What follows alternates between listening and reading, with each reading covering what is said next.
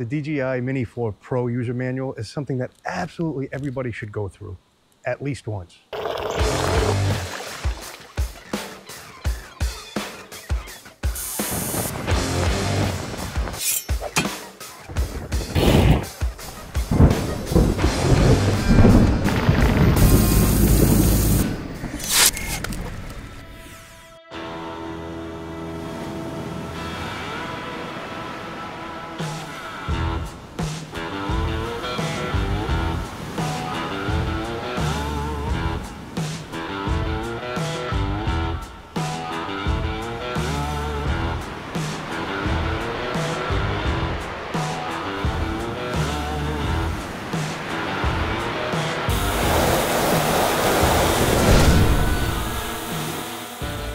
Save yourself the time and the pain and understand your DJI Mini 4 Pro straight from its manual.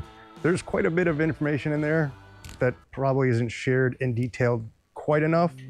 Yes, there's 1,000 videos on DJI Mini 4 Pro, but you're gonna find the most information from reading the manual. And by the time that you're done with the manual, you're gonna feel that much more confident while flying and operating your drone and working your controller. So do your due diligence, go through the manual, and make sure you're as familiar with all the options that both the aircraft and the controller offer you. Believe me when I tell you, this is going to take a lot of the anxiety that you're going to learn on your own if you don't go through the manual.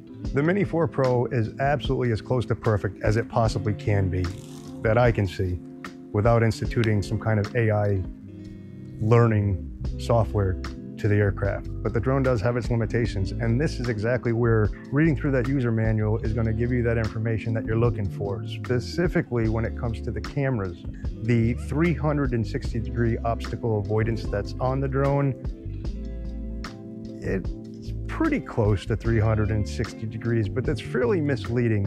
It's a little misleading if you're going to believe that you can just depend on the optical avoidance system in all situations, and that's just not true.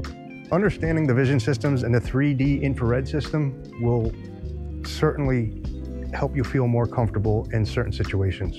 You have to remember, when I say that it's pretty close to 360 degree, there are some blind spots. There are some limitations with the camera. There are some limitations with what the camera will actually pick up and what the camera will see. I got these bugs killing me. These little gnats. You have to remember that this thing is under 249 grams. I'm not sure how much more power they could pack in this little amazing flying camera, and keeping it within the weight limit that allows recreational flyers to fly recreationally. Another section that I would suggest that you get read up on is the LEDs and how they blink. Now, you might not think this will be that significant, but I beg to differ. If you're ever flying in low light or if you're flying at night, it's very difficult to see the drone. But not knowing, especially if your drone disconnects from your controller, not knowing what the drone is doing can... You know what? As a matter of fact, just get the manual and download it to your phone. Download the PDF to your phone, and then no matter where you are, you will always have it. But it's important to go over these things prior to flying. That way you're familiar with them at least a little bit. And once you find yourself in one of these situations, you'll have a better opportunity of getting out of a bad situation much quicker. Another little tip that I'm suggesting is make sure you know your controller inside and out. Go through every single tab. Know where everything is. When an emergency strikes, you don't have time to be fumbling around to find things and try and learn on the fly. Don't even mess with it. Go through, understand what your controller is, what it does, what it's capable of. Understand the safe limitations between the controller and the drone. But simply knowing where all your buttons are on your controller is imperative to understand. And speaking of the limitations, let's talk about that for a second. So you could pretty much find anywhere on YouTube the folks that are testing the limitations of the drone. Whether that be a range test, a height test, whether it's good in foggy weather, whether it'll survive wet weather. Listen, leave that up to those pros. If you want to stretch to find out what the limitations of the drone are, you're pushing a danger area, and you're risking the safety of not only your drone, but anybody that might be underneath that thing if you have a flyaway or if you're in the wrong area. So be cautious with it. Leave the limitation things for the entertainment purposes. You can find a million of those on YouTube, but if that's your thing, go for it. Pretty much all the questions you're gonna have for the DJI Mini 4 Pro are gonna be answered right in the manual. For a couple days, I was not sure which position my antennas should be placed for the best outcome. Well, you know what? Right in the manual, they not only tell you, they give you nice little photos that you can follow for clear understanding of how those antennas should be positioned for the best reception between the controller and the drone. And speaking of the omnidirectional avoidance systems, you must be careful. They're not 100%.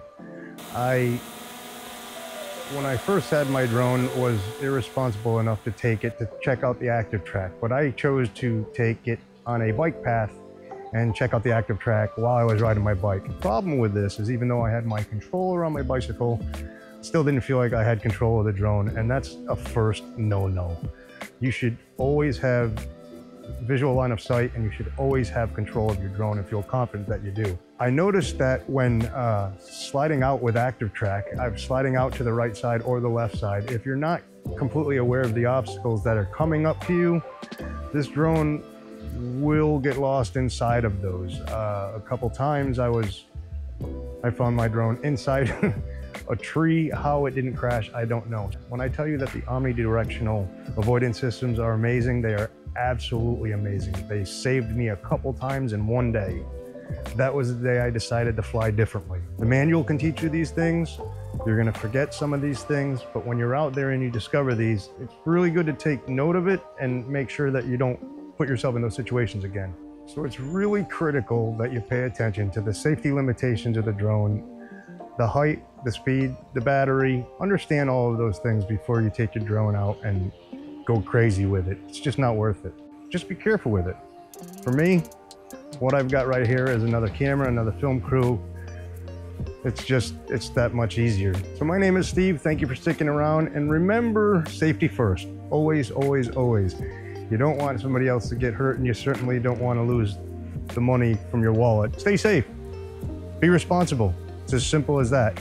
And might I mention that you may want to take your SMART test if you're not planning on getting your Part 107, simply so that you're familiar with the rules and regulations that the FAA have out there for recreational flyers. Get your trust certificate and any certificates you can at faa.gov, and safe flying and happy creating.